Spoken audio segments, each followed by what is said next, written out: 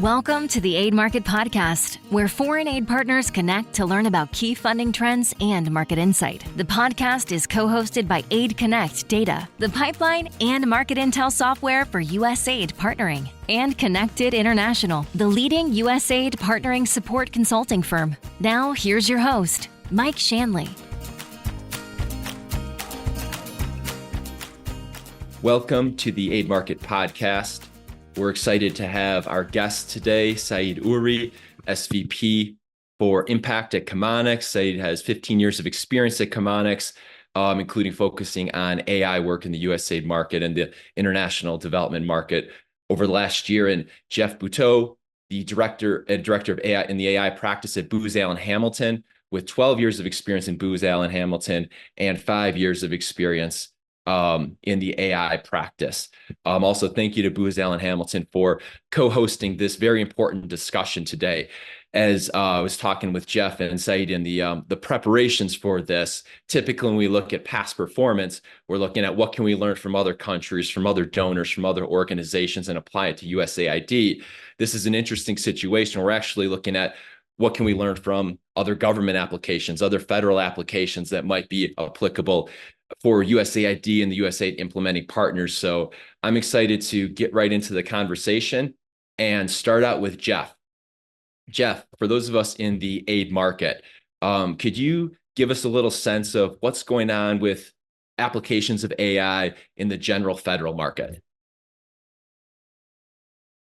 Yeah, definitely. So thanks for having me, Mike and Saeed. I can't wait to get started on this discussion. In the federal market, I think what you're seeing is pretty consistent with spending. So if you're the Defense Department, you've been doing this for more than 6 or 7 years at this point, which started with Project Maven. Big, large projects that are bringing in big, large artificial intelligence capability providers. I think as those budgets get a little bit smaller, you're seeing this spectrum of big efforts on the big money, big side, and then you're seeing some small prototype efforts where some medium and small sized departments are trying to understand what the best use of artificial intelligence is. So just to color that a little bit, I can give some examples. Way back when the Defense Department had conducted Project Maven, which was an effort to bring computer vision algorithms to the table, just to help analysts be able to see and identify objects with computer vision. That resulted in a lot of testing and evaluation as well. So some of that work Booz Allen did conduct along with a lot of partners, competitors, and competimates. So that was a great project overall. I think the Defense Department took a lot on when they said, okay, we're going to try and test and evaluate these algorithms so that when they go down into the field, we have a level of confidence that they're going to perform how we think they're going to perform. As you get a little bit smaller on those budgets, you're seeing these projects get a little bit more medium size. Like, for example, the Army has done a little bit of work with bringing artificial intelligence algorithms and computer vision specifically down to the edge device, so that type of work can be conducted in low compute and low bandwidth and low power environments. I think what you're seeing in some other agencies that might have a lot more restrictions than the Defense Department does, you're seeing some medium-sized projects such as entity resolution, just to make sure that some of this data can be automatically, each entity with that data is automatically recognized, so that when you apply artificial intelligence to it later, that data is easier to comb through. And then on the prototype side, you're seeing some of these agencies, perhaps in law enforcement or immigration and migration, you're seeing prototypes in generative artificial intelligence where it's essentially taking, giving the ability for agents and other types of analysts to use generative AI to comb through a lot of data and help in assisting making a decision. So a lot of that stuff is in the prototype phase right now, which generally would be my suggestion for any agency or any department or any sub-agency that's looking to get started in this. If there's some kind of funding that they can produce to just produce like a small level prototype, that tends to start to paint the picture of what's possible for artificial intelligence. And even more importantly, when you show it in front of a user or you try and match it to the mission, you get that feedback that you wouldn't normally get with an out-of-the-box solution. Thanks, Geoff. And I would say, and Saeed, I want to get your thoughts on this in 1 second, but one quick follow-up. When ChatGPT came out, I really feel like that was a watershed moment, really when most people in the aid industry, at least, were able to go on there, engage with, and say, oh, wow, there's at least some things this does really well. Who knows what the broader application is? In the federal market, did you feel that ChatGPT's release was as much of a watershed moment? Or, as I noted in the intro, you've been in the AI practice for 5+ years. I don't think I know any organization in the aid space that's had an AI practice. I think there's definitely been individuals and champions inside those organizations working on this for a while. But yeah, was that as big of a splash in the federal market when ChatGPT was released? Absolutely. I mean, I think that the the wide range of applicability that I think anyone could really see when they initially use that technology. I mean, I think it just inspired a lot of people with regard to some of these federal mission use cases. And I think, I've got colleagues that have talked about this on social media and in interviews with AWS. There's this broad level capability that generative AI is bringing to the table, where you can ask questions and you can respond, and you get a response that's like somewhat accurate to what you're looking for, and you can point it to different data sources. The Some of my colleagues have mentioned that the next phase is going to be, how close can you get that very broad applicable generative AI capability and pull that into a specific mission?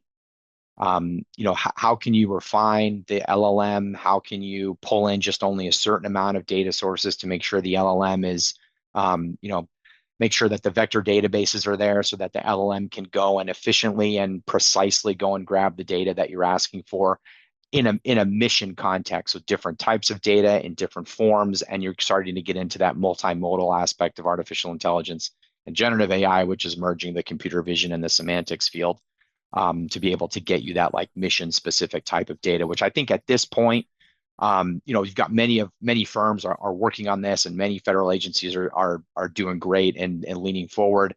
And the executive order right now has asked all the federal agencies to document all of their use cases. So you're going to start to see a little bit more of the sharing of information. And so that, one agency is going to say, oh, well, look at what this agency is doing, we should give that a go. And you're going to get this like inverted kind of pyramid of specificity when it comes to generative AI. Great. Thanks, Geoff. Saeed, let's go to you, and let's check in on the USAID market, the International Development and Aid Market. I know there's really been a focus of you and your team. Could you talk a little bit about what you see as the current state of AI applications in the aid market, and feel free to share a little bit about you and your team's work. Yeah, sure. Thanks, Mike, and thanks for hosting this wonderful podcast. I'm a first time caller, but long time listener. Thanks, Wonderful to Geoff, hear. for your Great to comments. have you. And yeah, and I think me personally, my first interaction with AI as a possible solution for some of the challenges we see in the aid space was maybe back in 2017, when I was working with some partners on Syria, and we were exploring the possibility of using machine learning to forecast where potential airstrikes were happening in Syria.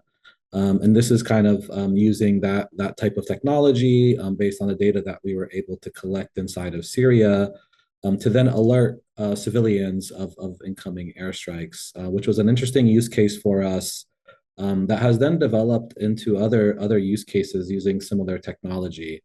On our some of our work that's looking at countering poaching in different parts of the world, for example, is taking a similar approach, where we're using large data sets and feeding them into learning models to try to forecast issues of poaching, and where there might be poaching in the future, and how can rangers then prepare themselves, because as you know, you don't have enough rangers to cover these huge parks that are out there. And another example that we know of as well, and through our supply chain work, is really looking at how we can leverage our access to huge amounts of data, to then forecast supply and demand needs at the last mile, So where clients and communities are receiving medication, to ensure that that medication is always available for folks around the world. More recently, and as we've seen kind of the Chat GPT surprise, kind of the examples have shifted quite significantly. I think right now what we're hearing from USAID and from our projects around the world and how they're exploring using generative AI is really around helping with pulling insights out of data, qualitative data. As you know, Mike, USAID projects produce hundreds of reports. They're constantly interviewing stakeholders. There's lots of other organizations that are working in similar spaces. And I just know from my own experience, you don't have enough years in your lifetime to read everything the UN is pushing out on a specific country. So I've seen our teammates around the world use different Gen AI solutions to pull out those insights very quickly and to help inform our programming in a way that allows us to accelerate impact on the ground by better understanding what others are doing, by better understanding the challenges and opportunities that are identified in different reports. We're really able to put the power in the hands of our teammates in those countries to then design interventions that take all that information into account. So where you might have a discovery phase of weeks or months, now with the help of tools like ChatGPT, you're able to do that in days, if not shorter amounts of time, which is really incredible. And I really can't state how significant this is, especially when you take into consideration the fact that a lot of our teammates, their first language is not English. And so you've really leveled the playing field as well by providing them this tool where they now have access to a lot more information and capabilities than they did before. We're also seeing USAID look internally. USAID is also a huge collector of information and reports. They have a huge trove of lessons learned that I know that folks access through the Development Experience Clearinghouse. And so USAID is trying to understand what insights and learning it can pull out of that, pull out of those reports to then inform future programming. Where are they most effective? Where is assistance achieving the results that it wants to achieve? In a way that was not possible, before the release of ChatGPT. Within Chemonics, we're kind of running on those two same pathways as well. We're thinking through how can we augment our work with the different Gen AI solutions that are out there, and we're working very closely with Microsoft on a few solutions that are out, just to kind of provide productivity tools to our staff and teammates around the world that will really help achieve significant efficiencies. I can't tell you how many times we've had crunch time over writing weekly reports or annual reports or drafting analysis of specific information that we're collecting. That would eat through a day and really kind of take your attention away from some of the more critical tasks that you should be doing. And so we're really seeing what productivity gains could we achieve that would free up our teammates' time to then focus on that more important work. Pulling together a PowerPoint presentation, which is something that would take quite a lot of time. Now with tools like Copilot's M365 suite, you're able to do in a much shorter amount of time. On the other end, we're also thinking through how could this be transformational? All of the different activities that we had planned before ChatGPT was launched, we're now taking another look at them. How can we think about building the capacity of our staff differently now that we have tools that are out there that can essentially serve as your own assistant? How do you think about training differently when you have access to your own personal assistant that can answer questions from all of USAID and Chemonics' information? So we're really thinking through, what role can Chemonics play with its global presence, with its experience, with its relationship with USAID and other donors? How can it play that convening factor, that convening role to see what's possible and really transform the way the sector works and really put the power in the hands of the communities that we're all aiming to serve. So it's all really exciting for us, and we're very much in the think big phase, but kind of working off of what Geoff shared, we're also starting very, very small. It's a novel technology. We all know the risks that are out there. We want to make sure that we're approaching this in a very ethical way and taking into consideration the different biases these tools might bring. and kind of starting small with a minimum viable products that will then allow us to learn and scale as quickly as possible. So what Geoff shared is something that we've definitely taken to heart, and it's why Chemonics established the Sustainable Development Impact Lab as a way of trying to kind of find an idea that's worth testing and then test it out and learning as quickly as possible. Well, Saeed, I appreciate that. And definitely, especially at Aid Connect, we're very excited about the applications for local partners on both the business development side and, as you mentioned, the project implementation, the report writing. What are ways that it can make that, reviewing hundreds, thousands of reports no longer the barrier to entry, and really facilitate putting together even better reporting. If you're spending less time drafting it, you could do more time doing data collection, and you can use AI for data collection. So there's a lot of great things there. You mentioned I guess two quick follow-up questions. I'd like to get Geoff's thoughts on those, both in how you're applying these in an ethical way. How are you even framing or approaching the conversation? And then also, I guess going with that is partnering. Again, we talked a little bit in the prep here about how are you going about finding the right partners with the right AI expertise, for that maybe there isn't that traditional past performers or expertise among traditional aid partners. Yeah, that's a fantastic question, and something that at Chemonics we actually spent quite a bit of time focusing on up front. And what's been great about this AI experiment is that a lot of organizations, whether private sector, learning institutions, or the public sector, have really been approaching this in an open source manner. Everyone is recognizing that this is a novel technology, that it has risks and opportunities, and they're all sharing what they're experiencing and learning. For example, I know Stanford University pushed out a report recently that highlights different risks that AI tools bring and how you can mitigate some of those risks. And so when we were looking at what's possible with AI, we actually started with building some principles around how we were going to engage in the space. And we really learned from others. One of the things that I like to emphasize is that we're not starting this race. We're not kind of the first ones there. And we want to be able to contribute back in terms of what we're learning. And so we did develop principles that included input from across the company, whether it is from the cybersecurity side, whether it's from the legal side, whether it's from our colleagues in the ethics teams, which are really leaders in this space in terms of thinking about ethical work and ethical programming in the very sensitive environments that we work in.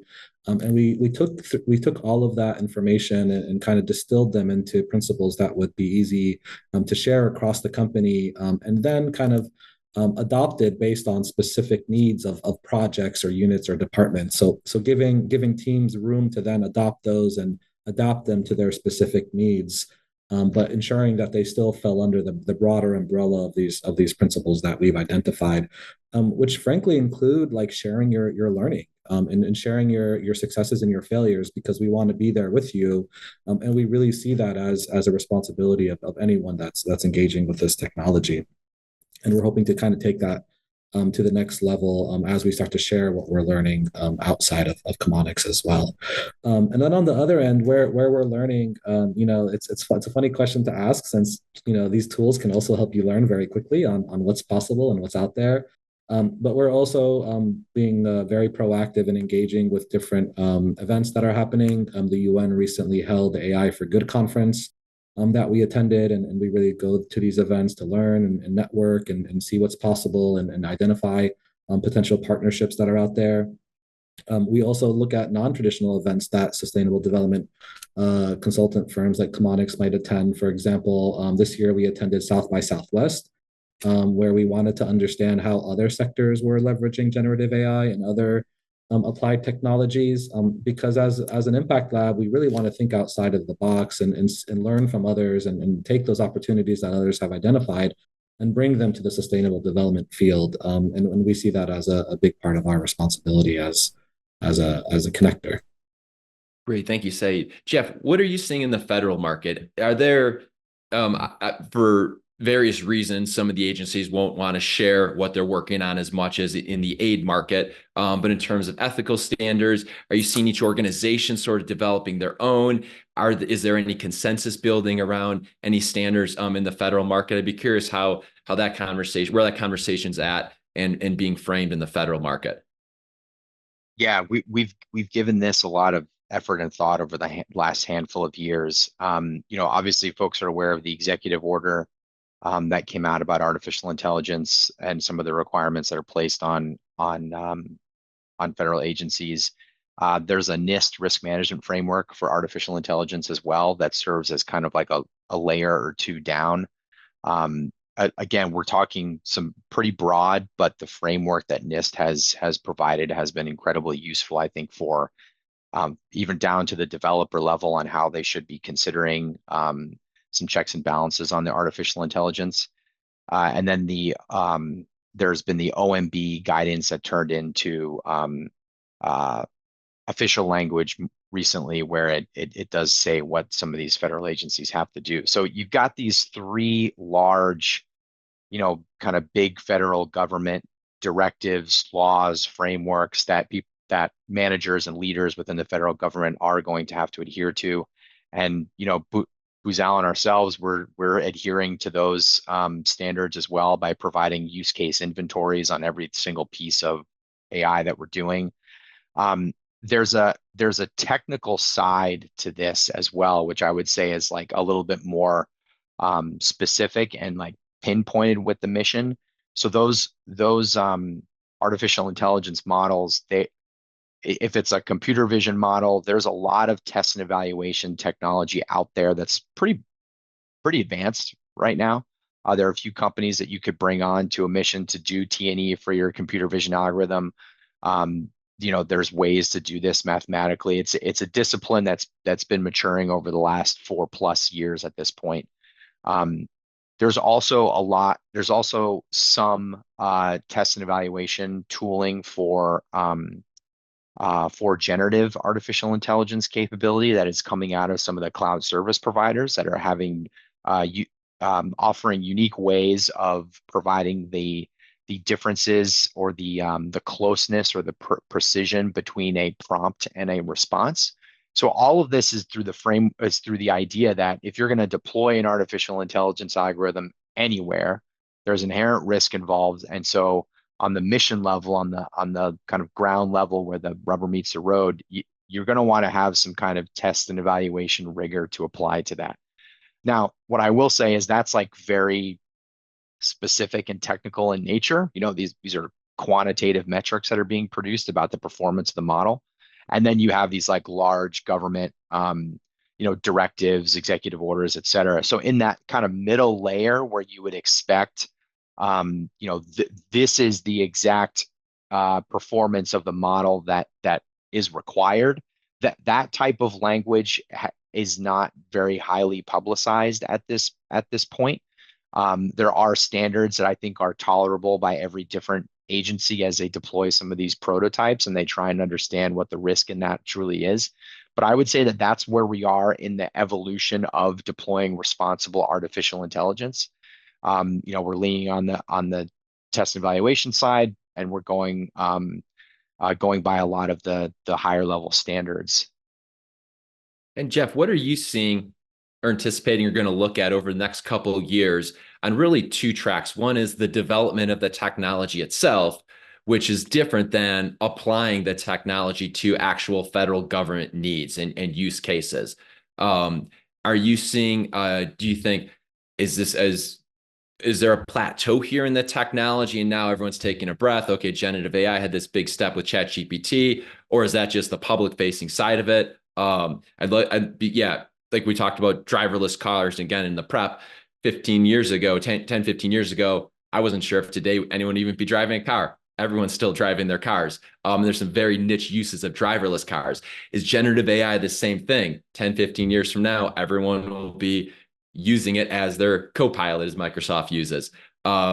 So yeah, Geoff, technology, what are you looking for? And then also just as it's being applied to federal use cases, love to hear your thoughts on that. Yeah, I think you're going to see, just as Saeed had pointed to, and even some of your previous guests. I think you had the chief innovation officers of AID a few sessions back. That there's going to be a natural draw, I think, toward the enterprise tooling, which, as Saeed mentioned, is reducing some of the burden of the the tactical day-to-day tasks of, agents, operators, staff members, and so they can focus a little bit more on some of the human required tasks that their agency requires them to do. That side of it, with regard to development, there's still going to be a challenge when it comes to the amount of compute and power and access to some of these cloud service providers to be able to run these LLMs. So that part of it, I think, from a development perspective, is certainly a challenge that whether USAID is going to do some subsidizing of that compute, or local governments are going to do subsidizing of that compute, or there's some other creative way, perhaps with some high performance computing to reduce some of that compute requirement for LLMs. I think we still have to cross that threshold in technical capability. But I say that in terms of generative AI and development. What is, I think, interesting about that, and what could be a challenge or potentially a temporary blocker to realizing the full capability of it, is there's a lot of mature artificial intelligence right now, for example, in computer vision, where that technology can be placed in an environment that doesn't have a lot of power, connectivity, or compute. I think you had some colleagues on your show before that were mentioning some work about Kansas State and doing crop analytics. We've done some prototypes in crop analytics and done some research on bringing drones and making small and medium-sized landholder farmers be able to understand their crops a little bit better and deploy labor a little bit more efficiently. I think that's the kind of artificial intelligence that I think myself and a lot of my colleagues at Booz Allen are seeing, that is going to be able to be a little bit more transferable to the development space, especially when it comes to some of the mission use cases. There's technology out there right now where you can put a box that trains a computer vision model in the field, and you're able to deploy that model onto a drone or onto another device that is going to ingest data, send it somewhere, bring it back, retrain that model, all in the same place with limited power, compute, and connectivity. So there are these mission-focused, mature artificial intelligence capabilities that I think are primed for some of the development use cases. Saeed, I'd love to hear your thoughts on that. And then as we're getting here to wrapping up, what you think the so what is for both USAID and USAID implementing partners.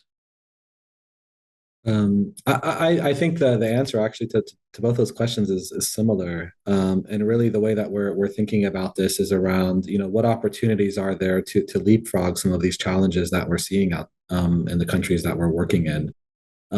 Generative AI, we believe, is a foundational technology that has really transformed how you could work in this sector.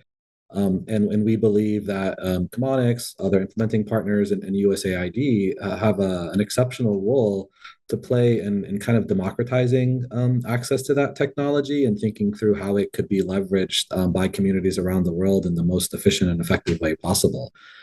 So really, it's an exciting opportunity for us to think differently about how we go about working in this space, our role as a company and as an organization, and USAID's role as an organization around the world, and thinking through, what does this mean for the communities now that they have access to this powerful tool? How do we make it accessible? How do we provide the framework so that it's used safely and that they understand the risks? But then continue to emphasize the importance of the human aspect to all of this, and we really do view it from the human plus AI perspective. The challenges that the world is facing are incredibly complex, and I'm not sure where we are right now is going to help us resolve all of those challenges without critical understanding from humans, and I think we're very far away from that point. And so really freeing up some mental space for our teammates around the world and for communities around the world to really be leveraging these tools in a way that allows them to focus on what's most important is really exciting to us, and is really making us think very differently about how we go about doing business around the world.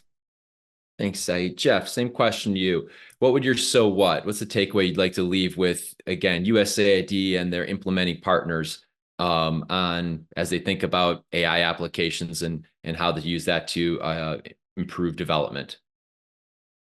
Yeah, yeah. There's the federal government, as I had mentioned, has been at this for I don't want to sell anybody short, at least 5 years overall, 5+ years. And there's been, these are really difficult public sector use cases that these federal leaders are trying to tackle, and they're trying to apply artificial intelligence in a way that's prudent, taking in the reward and the risk factors. A lot of this work was done initially with the federal government under government purpose rights, which means that a lot of the technology that's been built over the last, call it 5 years or so, can be transferable. And an organization in the U.S. government like USAID or Export-Import Bank or whatever in the development space can use it. That they're folks can pick up a phone call, ask about some existing technology, and use some of that technology as a starting place. There's plenty of providers out there that can provide some really excellent high-end software and artificial intelligence capability for kind of enterprise level big jobs, and that can be really great for certain federal agencies. Some of the smaller agencies with less of a budget, these prototypes are pretty critical, I think, for not only just to demonstrate the viability of the technology, which I think would probably be pretty successful, really just about getting a lot of some of the managers who do have a risk aversion to it for good reason, get to understand, okay, this is the exact risk that we're looking at, and this is the reward. And look, if it doesn't fit for the mission use cases for aid or any of the commitments that they've made to certain regions of the world, then there's no pressure to use it, because things I think are, the standards that some of these implementers have in place at the moment are great and they're working. But if there is an opportunity for artificial intelligence through some of these prototypes, that I think that's a really great option that's somewhat low risk. And Geoff, I think that sounds great. The partners, both the large implementers like Chemonics, the local organizations, they know what the need is. I think that's the important thing, is stay focused on the need, not how can we use ChatGPT on this program, but what's the development impact need, what's the results you want to come from this. Now let's assess this variety of tools for that. Geoff, thank you. What's the best way to contact you and your team? Yeah, sure. I mean, the website at Booz Allen, boozallen.com, has got plenty of different use cases. AI.ba.com is another, AI.bah.com is a great website as well. And then there's a location in downtown DC that Booz Allen has. It's called the Helix.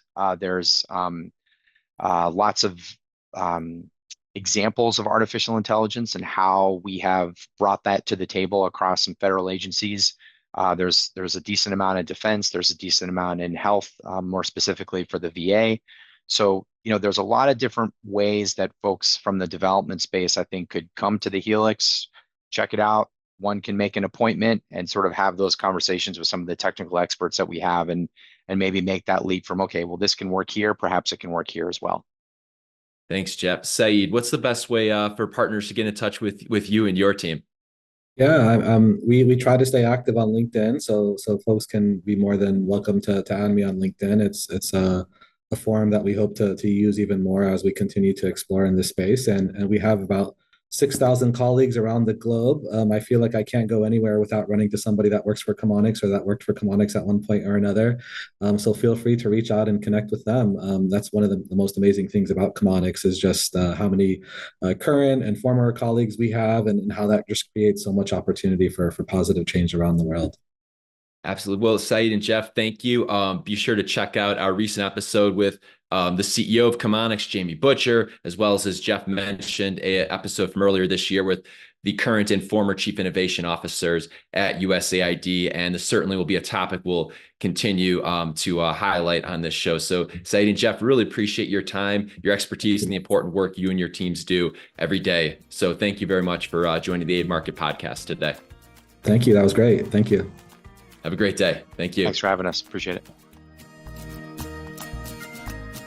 Thank you for tuning in to the Aid Market Podcast. If you enjoyed today's show, be sure to subscribe wherever you get your podcasts and connect with Mike Shanley on LinkedIn to stay updated on the latest USAID funding trends.